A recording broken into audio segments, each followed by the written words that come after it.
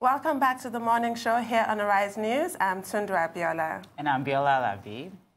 Our first guest, Donald Duke, is a Nigerian politician who rose to become governor of Cross River State in the south-south of Nigeria. Donald Duke was a member of the People's Democratic Party and ran for the party's presidential ticket for the 2007 election, losing out to Umar Yar'Adua, who went on to clinch the presidency. In June 2018, Donald Duke again expressed an interest to run for the presidency, this time on the platform of the Social Democratic Party. He first got nominated as the party's candidate, but was temporarily removed by a court pronouncement. However, on Thursday, January the 24th, 2019, the Court of Appeal in Abuja gave a ruling restoring his nomination as the presidential candidate of the Social Democratic Party. Welcome to the program. Thank you. And congratulations on your electoral, well, the victory. What I call a Pyrrhic victory. A Pyrrhic victory that costs more to the victor than the vanquished. Absolutely. How so? How do you feel that you've lost out in this? Well, it's a collective loss of the party because it's totally unnecessary. It's something that we ought to have sat around to discuss. Unfortunately, Professor Ghana was not too open to that. And it borders on one's constitutional rights. Now, you need to understand that the office of president is not a party office. It's not one that the party can zone as it wills, because the Constitution is very clear as to those, as a criteria for contesting the office. I'm embarrassed that a court or a judge in Nigeria would deny one of his constitutional rights. So we knew inevitably it would come back, but time is lost. And while it's in court, you can't campaign, or else you're being in contempt of the court process. So that's why I said it's a Pyrrhic victory. And I hope we learn the lessons, the party, because this is a budding young party, as it were, that we wanted to position as the alternative to the two behemoths. But time has cost us a lot. I hope we can make up for it. We will have to work very, very hard to make up for it. Mm. You've been saying you make up for it. Also, you've been having conversations around reconciliation. In a couple of your interviews, especially the one you had with my colleague yesterday, you said you've reached out to Professor Ghana. Yes, I have. And how is that? I mean, have you guys had a conversation? Have you had a meeting? How is that reconciliation going? Because that has to happen at the speed of light. Light. Yes, I have reached out to him. I think he's still bruised by the judgment of the Court of Appeal. I will not tire reaching out to him. I hear some musings about the Supreme Court and all that. I hope it doesn't get to that. And even if it did, it wouldn't stop us. We have to move on. I had made a statement that regardless of the outcome of the Court of Appeal, I would stop there. And if he came out the victor, I would support him. Not because I would accept the judgment, but for the greater good of the party and our nation. Our nation needs an alternative to what we have right now. We all collectively believe we're better than what we put forward. Besides, you have about 65% undecided voters, and statistically about 63% unhappy with either the PDP or the APC. And so clearly there's a desire for something new and something different. For the sake of those numbers, I was prepared to step aside if Professor Ghana were announced the victor. I asked him to reciprocate the gesture. He was mute on that. So I hope we'll work on it. But I know it's not just me reaching out to him. There are folks out there also trying to reach out to him, and the party also is reaching out. It's a cog in the wheel. Mm. How do you manage a divided house as in the last, on this last stretch of campaigning and the elections? Really, it's not an ideal situation, clearly. It's something that you hope it doesn't happen. But that's politics. Politics is human management. Egos and all sorts of permutations come in. I remember a couple of months ago, there was an attempt to bring together a number of presidential candidates so that you have a block grouping. And it just wouldn't work because some tell you that it's a divine call. And so they have to obey the will of God. And so, all that. So politics is a strange enterprise. Worthy, though, but really strange. So in view of all these disparate interests, in view of the fact that Professor Ghana is still yet to accept your olive branch, what do you make of the chances of the vaunted third force in politics, which you are one of those who represent? I'm one of those who believe if you run, you might lose. But if you don't run, you're guaranteed to lose, right? It's a field where anything happens. You know, politics is the biggest casino in the world. You go into a casino, you know that you either win or you lose. If you're afraid of losing, don't go there, right? So you've got to put yourself forward. The presidency is a pie in the sky. You've got to put yourself forward. You've got to work hard at it. But you never know. You never know. I mean, if you were so certain about what would happen, we'll be talking about President Clinton today, okay? I mean, this is a lady that had 3 million more votes than President Trump. So you really never know, but you must be out there. And I'm not running to make a point, to make a statement. I'm running because I believe that we can do better than we are doing. And the answers are not far-fetched. It's just the requisite vision and extraordinary will, which is what we're lacking. But what happens if Professor Ghana decides to go to the Supreme Court 3 weeks to the elections? Well, it doesn't stop me from running. What happens is that should he win at the Supreme Court, and I had won the elections, I'll have to step aside because he'll become the president of Nigeria. Yes, because it will be awarded to the party. It's the party's victory.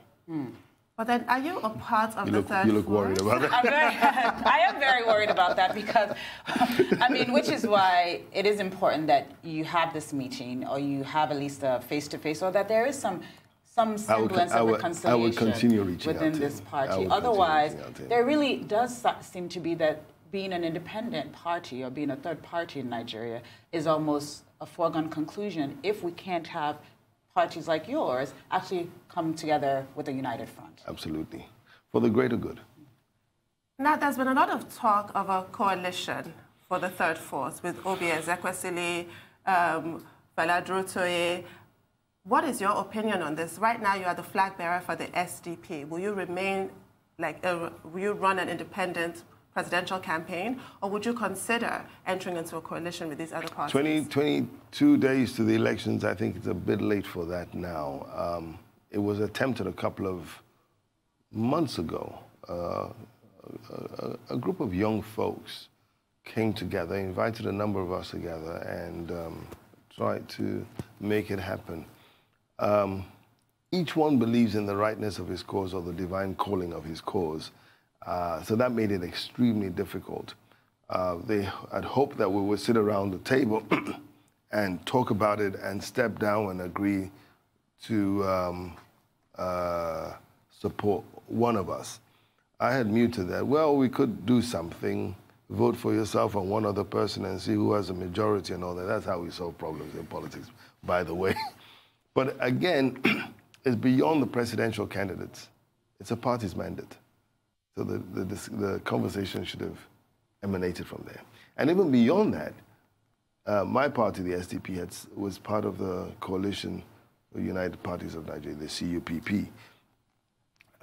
That failed because immediately after our primaries on the 6th of October, we ought to have met again, right, and shared portfolios and responsibilities. The PDP, which tagged itself the largest party within that coalition, went on its own binge, appointing everyone its own campaign organization and all that. So then turned around and said, okay, you guys come and join us. And so that didn't work.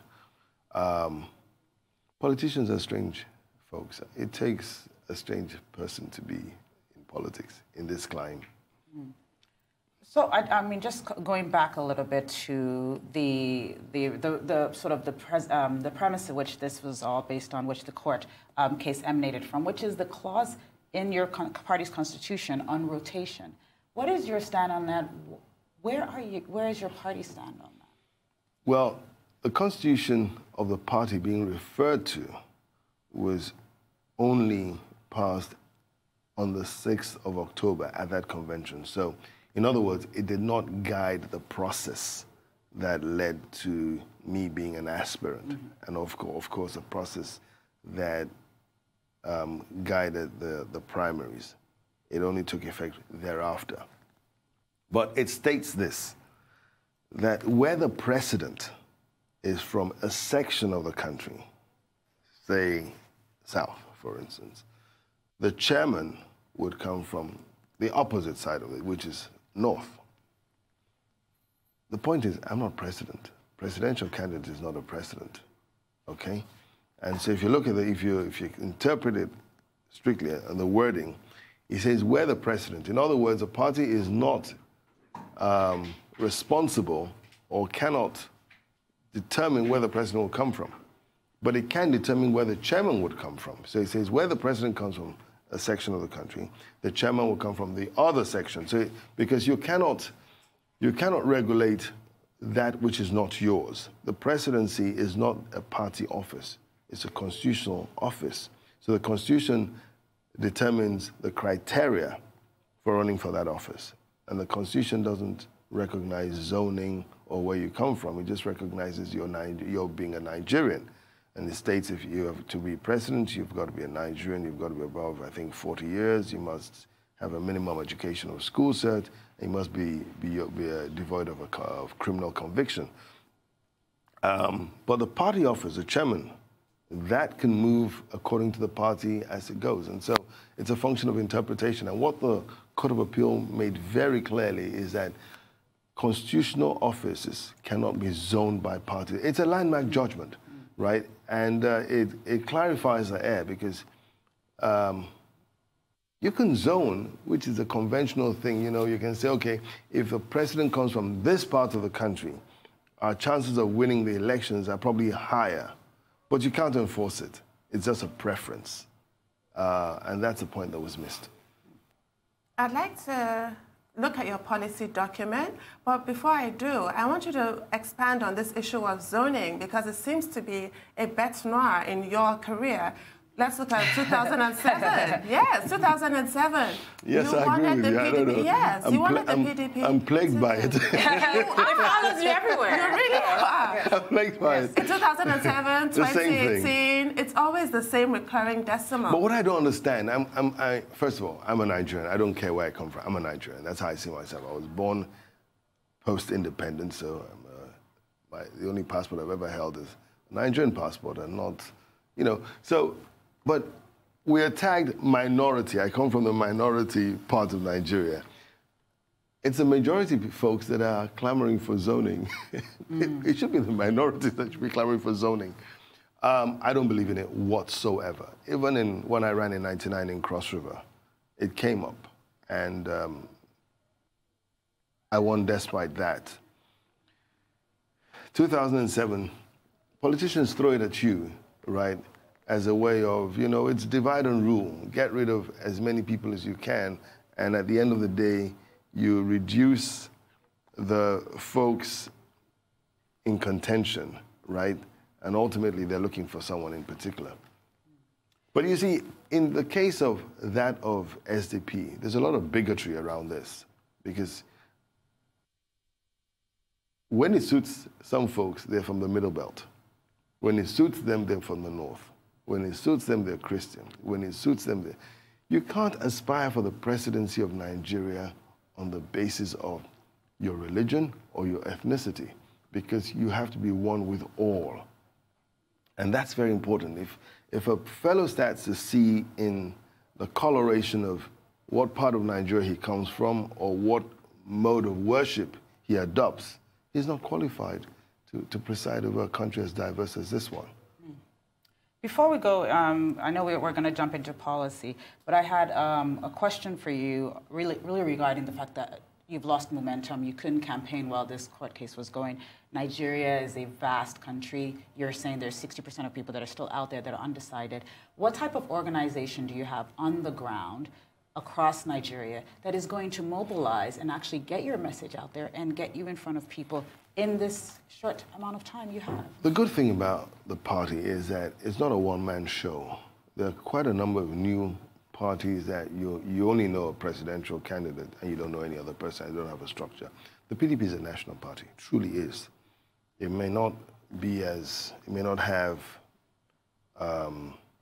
members of the National Assembly, and it does have actually a few members of the National Assembly or governors, but it truly is a national party, and there are folks that are already campaigning on the platform of the party. So you could join and bolster the bandwagon, as it were. So that's not a problem. But we need to run a very smart campaign. We cannot do the conventional thing because we don't have the time frame for that any longer. Do you have the funding for that? Yeah, we have the funding. And the smart campaign also takes care of that. You don't spend, you're not going to do a Sanwo-Olu thing, you know, where you're just everywhere, okay? Because you've got to look at the cost of viability of some of the things. But there are smart ways of reaching everyone who is eligible to vote. And that's what we're going to do.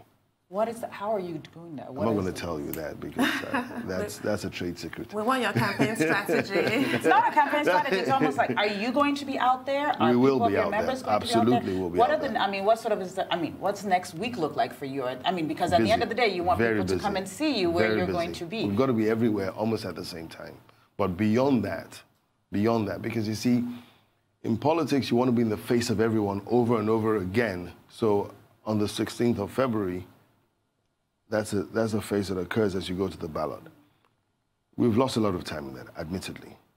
But there are other ways of achieving this. Where are going to be some of the battleground states that you're going to be focused on now? Every state. For a party like mine, every state is a battleground state.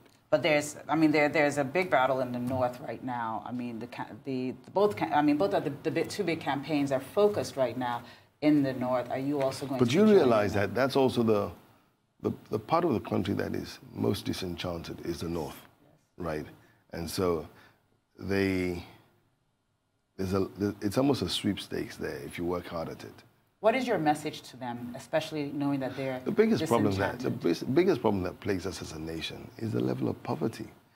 Poverty, you see, we talk of insecurity, we talk of corruption, those are all symptoms of a nation that is in want. So inadequacy is our biggest problem.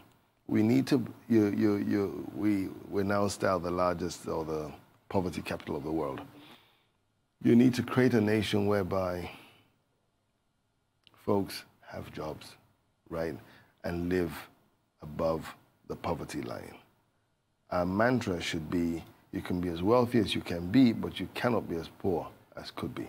That should be our mantra. And we can achieve it. We can ensure that every Nigerian has something to do. I believe in UBI, Universal Basic Income, right? In a developing nation, there ought to be a lot of work to be done. And this is when you have the Nigerian dream, because there's so much to be done that hasn't been done. Take, for instance, housing. We have a 20 million housing shortage. That is a challenge, but an incredible opportunity, you know, because that alone, if you're going to build 1 million houses a year, which you can do if you put your mind to it, that in itself can create over 15, 20 million jobs and, you know, ancillary jobs, you know, plumbing, masonry, and all the things that go with it. So we need to take advantage of that because, and I say this over and over again, look, we're 200 million Nigerians, okay? Our economy is shrinking. 40 years ago when Shagari was president, we were 75 million. His budget then was larger than our budget is today, okay? In another 30 years, there'll be 400 million Nigerians, the third most populous nation in the world. If we are literally marching over ourselves, as it were, 200, I shudder to think of what we'll be when we're 400. So we need to do something now. We need to change the trajectory of our country. It's not a joke. And I'm not seeing that happening. So looking at your policy document, under security, your first bullet point, as it were, was promoting economic improvement. Under security, you've just highlighted why you put that under security, because it leads to a whole vast of everything, evils. Literally everything in Nigeria has to do with our poverty levels. If you take care of poverty, you have really assuaged, you'll be having misdemeanors, not felonies. And also in your security policy document, you talked about strengthening the judiciary. How prophetic, given what has happened yesterday. What are your views on the whole imbroglio with the suspension of the Chief Justice of Nigeria? I want to speak as a Nigerian. I want to speak as a lawyer, right? It is the most absurd thing I've heard, since my human consciousness, that you can suspend the Chief Justice of a country. It's not yours. He is an equal arm of government. And you have the temerity to say that the courts have been giving judgments that are not satisfactory to you. It borders on lunacy. And the sad thing is, we're watching this happen. If it can happen to the Chief Justice, then we're fair game. It's almost criminal. You know, we have our Constitution designs a system of government. You may not always get your way, but it's to check excesses. And we can see it creeping in. They try to get rid of the President of the Senate, right? And it gets to the judiciary, and the judiciary says, no, your process is wrong. And you are angry, and now you want to get rid of the Chief Justice because he's head of an arm that said you were wrong, and we're watching. The NBA should go on suspension. In other words, we can't be part of the judicial process, so this is corrected. But what is even more embarrassing to me is that a fellow justice of the Supreme Court shamelessly accepts to be sworn in as the acting Chief Justice. Where's the esprit de corps? At that point, all of them will say, no, this will not happen. Because if it can happen to Onoga, it can happen to any one of us. Yes. So I think it's so shameless. I mean, I'm embarrassed that Justice Tanko Mohammed will allow himself to be sworn in. And would he accept a congratulatory message for that? You know, can you think of it, walking up to him and saying, congratulations, you're now the acting Chief Justice of Nigeria. On what basis? It's ludicrous, absolutely ludicrous. And it's a sign of things to come. It's a sign of things to come. I sent out a tweet. You just watch, in the next week or so, something even more ludicrous will come, because this is a build-up to something.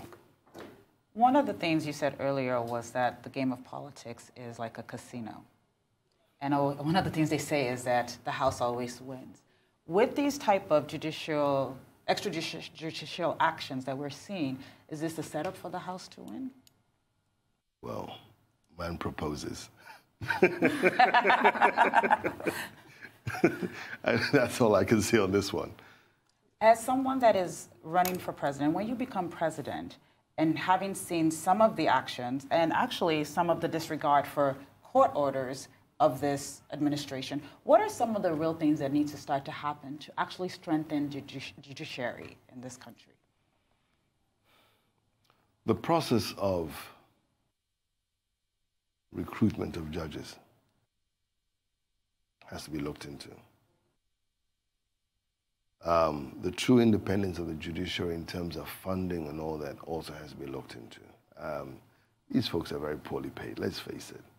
An appeal court judge in Nigeria doesn't earn more than £500,000 a month, right? £500,000 a month is £1,000. It doesn't work. It's not a living wage for that standard. We need a lot more judges. These guys are overworked. We probably need 3 times the number of judges we do have now. But also, we should bring to question certain things that have happened. Listen, this administration has incarcerated the former National Security Advisor, and despite several court judgments, they must be brought to book. You can't do this and get away with it. Even if you are out of office, right? We need to revisit things like this so that you set a precedent to forestall this happening in the future. The judiciary must be sacrosanct. It's the only arm of government that ought to be stable. If you have a military dictatorship tomorrow, you still have the judiciary there, right? The legislative arm would go. Folks in khaki would take over, but the judiciary remains. So it's, the recruitment process has been politicized. The remuneration is so poor, they're easily compromised. They're overworked. And I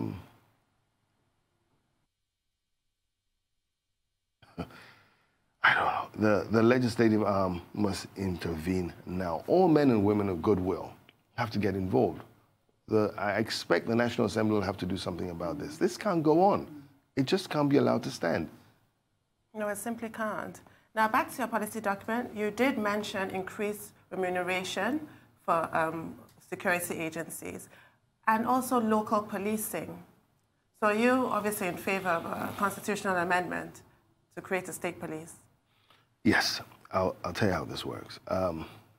Policing, 80% of policing is intelligence gathering, okay?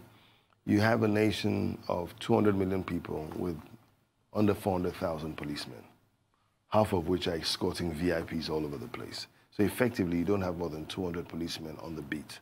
They're ill-equipped, ill-motivated, right, and ill-trained. Statistically, you ought to have 1 policeman per 100. So Nigeria ought to have 2 million policemen. There's no way the federal government can do that. And policing is very local. You can't bring a folk from Lagos and say, go and police in Sokoto, okay? He doesn't understand the language, he doesn't know the people. Because, like I said, 80% of it is intelligence gathering. In France, for instance, if you live in Ikoyi and move over to Victoria Island, you've got to go register the police as soon as you get to Victoria Island. They need to know who you are. In those countries, the police don't even wear uniforms in their locale because they're meant to be anonymous, because they want to know, and they ought to know who lives where, what you do, and all that, because it's all about information. So the only way out of it is allow for state police. I mean, as governor, you're chief security officer, but you have no authority over the commissioner of police. He reports to the inspector general of police, who reports to the president. So you have a disconnect there. And you have commissioners of police who are totally at variance with the governor. Now, they'll tell you, oh, the governor will be high-handed. High-handed? We have this is what happened yesterday is high-handedness at its peak. So let's decentralize the high-handedness, right? It shouldn't be concentrated only at Abuja. But the truth is this. There is no public service, state or local, that is not overstaffed. You can easily get from each state up to 5,000 people who are underemployed within the... Retrain them for policing activities. They don't need to wear uniforms. They're just gathering information, gathering intelligence where they live. Yes, they'll do some small arms training and all that. 20% of policing is enforcement, right? And that's being reactive. Most of policing is proactive. If you gather the intelligence, you can forestall a crime before it happens. But in Nigeria, most of policing is after the crime has happened, then we start running after. And that's why there's so many inconclusive and cold cases in Nigeria. So let the local governments, and there's 774 of them, and I'm sure each one of them can come up with 2,000 to 3,000 people, right? And let the state governments come up with folks that we're going to train for policing, right? And they work in sync with the federal police. I mean, in other climes you have the state police working with the FBI and all that because it's a common purpose. They want to bring law and order to a place. And so you're never going to have the sort of integrated security system that we ought to have if we are totally dependent on the federal police. You think of it. You have one inspector general of police trying to police the entire nation, 200 million people. It's unheard of. You've got to decentralize. Anything that is essential must be local. Water is essential, right? You're not going to treat water here and start pumping it over to Sokoto. You've got to localize anything. So the basic philosophy of governance is that anything that is essential is local. So policing is essential, it has to be local. Electricity, and that's why electricity doesn't work, because we have not localized it, and we ought to. Ikoyi or Victoria Island ought to have its own power generation and not depend on AFAM that is trying to distribute power to half of the country. Education is essential, it has to be localized. Health is essential, it has to be localized. You can't have a concentrated of 2-3 million people here and then you have a hospital 50, 60, 70 miles away. So it's a general principle of governance that you localize essential services. One of the, as part of your policy, one of the things you talked about earlier was universal basic income. Universal basic income has been piloted in many countries around the world with very minimal level of success or embrace or adoption. And especially some of these countries are places where they have very low unemployment rate. We're talking about 7% unemployment in some of these countries that have piloted and then dumped it. When you look at the unemployment rate in Nigeria at 23%, and you're talking it's about... more than 23%. I mean, I don't know whether the National Bureau of Statistics, I don't know if they live in this country. I think... Plus or minus, I mean, we know it's plus. I think we're looking at 60% unemployment in this country. How will you pay for universal basic income? First of all, you don't do it in one go. You've got to do it over a stretch of, say, 10 years, right? And I gave you instances.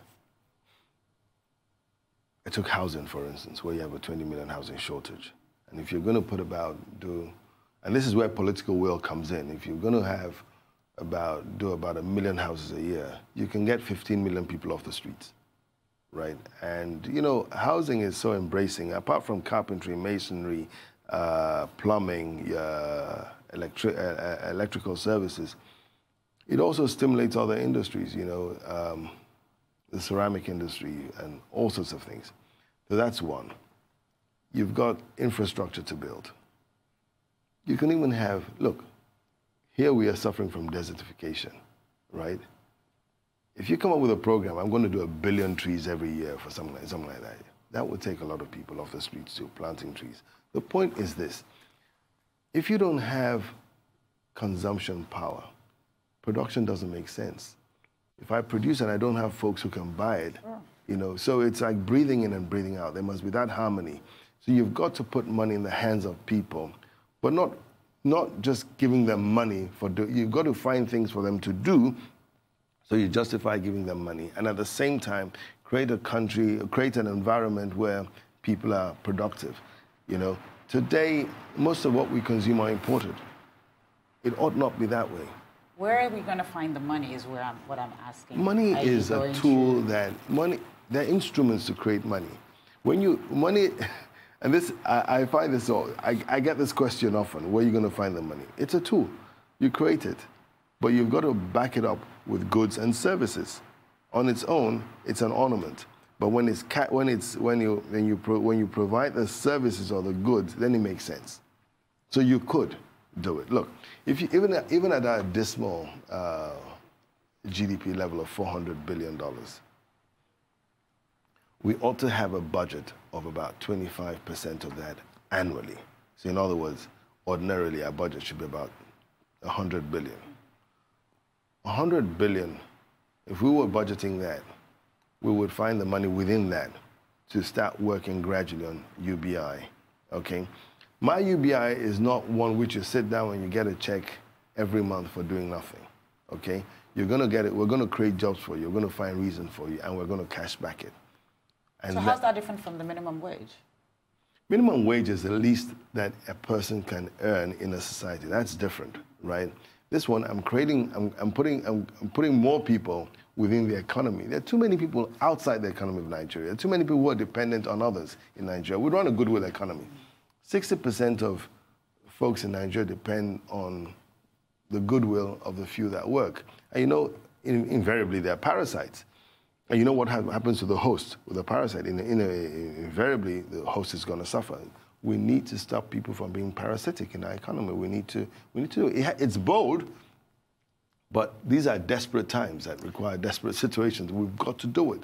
You can't have a country. How can we say that we have the largest concentration of poor people in the world? And what are we doing about it? If we grow the economy, first of all, we're not growing the economy.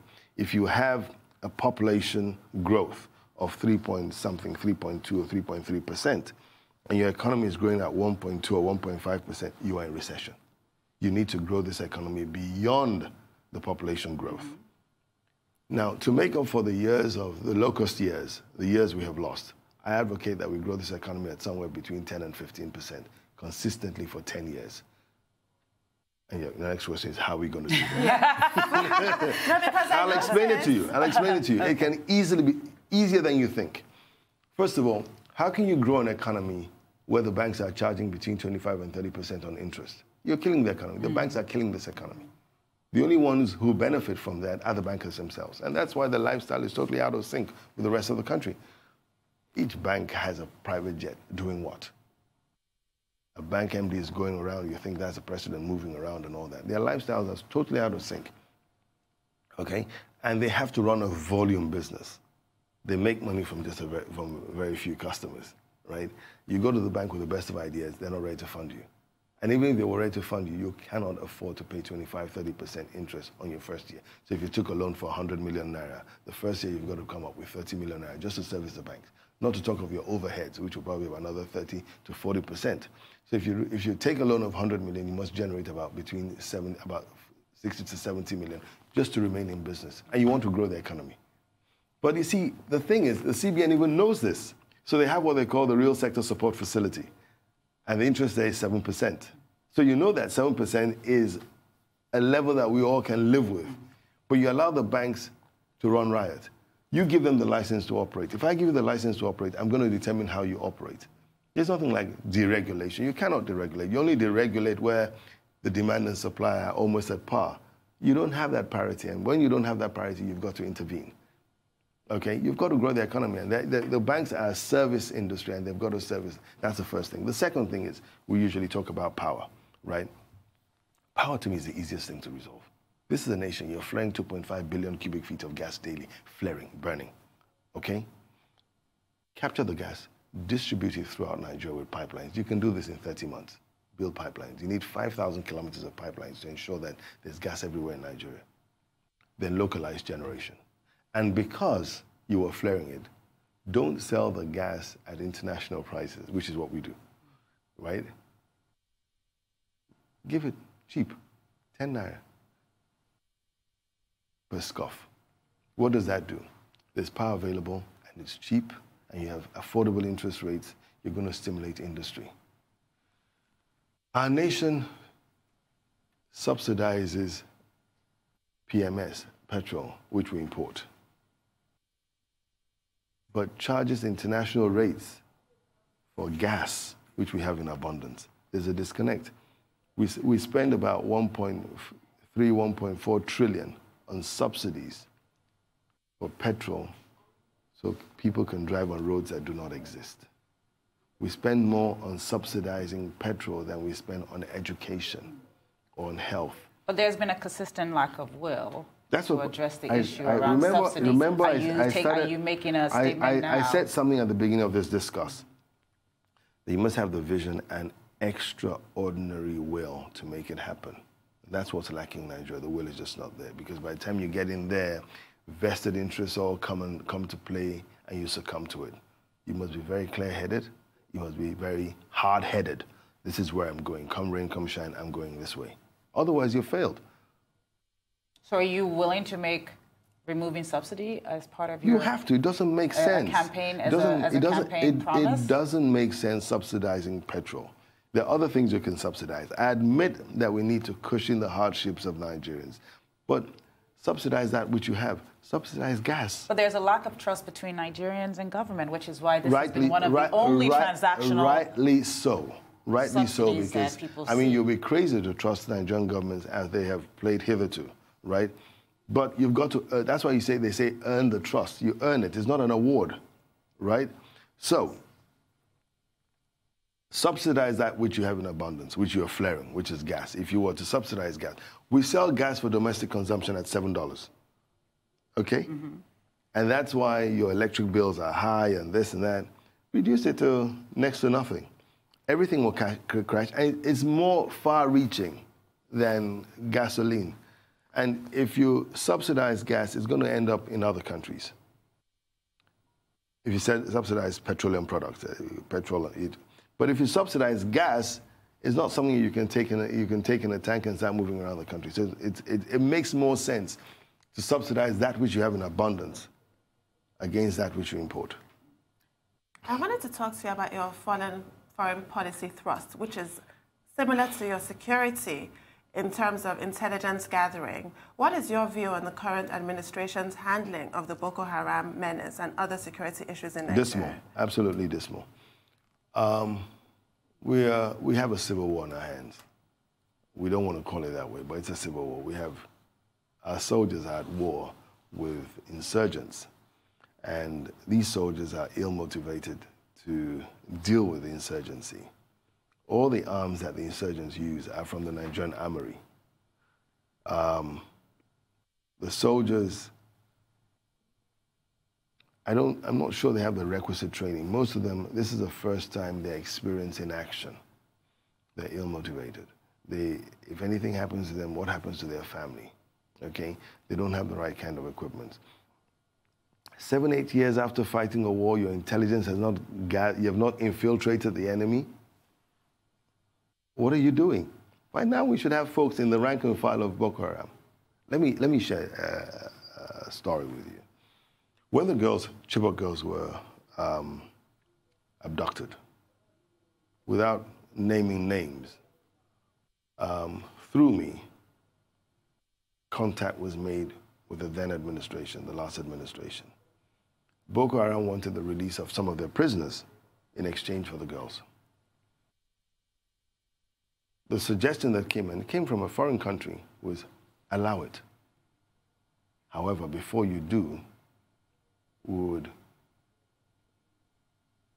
would tag the prisoners. What they do is they put nano trackers into the prisoners without them knowing. They drug them or something and inject nano trackers.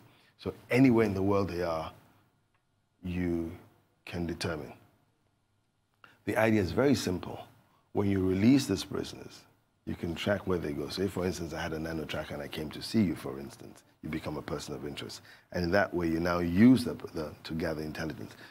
I don't know if you recall, about a few years back, the United States released 3 Taliban prisoners in exchange for an American soldier that went AWOL.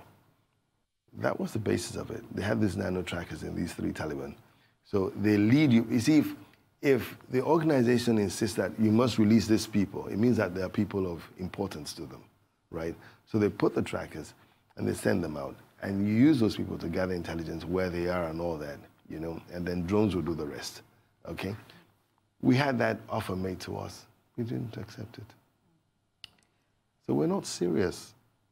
And Boko Haram is not a threat to only Nigeria. It's a threat to the sub-region. The United States, Germany, France, and the UK have 15,000 troops, creating a buffer between Boko Haram in the south and ISIS in the north. We should be ashamed of ourselves. Boko Haram abducted the wife of the Deputy Prime Minister of Cameroon. It's an international menace that has its origin in Nigeria. Well, on that, we have to wrap up, but just a yes or no question. Do you believe that INEC can conduct fair and free elections at this rate? Only time will tell. I see a certain braggadocio. Such a politician, yes or no, and he says only time will tell. Only time will tell. Honestly, it's difficult to say because they haven't done it. They start off late all the time. You know you're going to have this event in the next 4 years, you know. Then you wait for the last year and come up with this humongous budget. And I don't know. Well, sir, we wish you all the best. I need it. We wish you all the best as you go out there. Thank you very much. And hopefully have you back. Thank you so much for being here. Thank you very much. It's time now for a short break. When we return, Senior Advocate of Nigeria and President of the Nigerian Bar Association, Paul Osoro, will be joining us to discuss the import of the suspension and replacement of the Chief Justice of Nigeria, Walter Onnoghen, by President Muhammadu Buhari. Stay with us.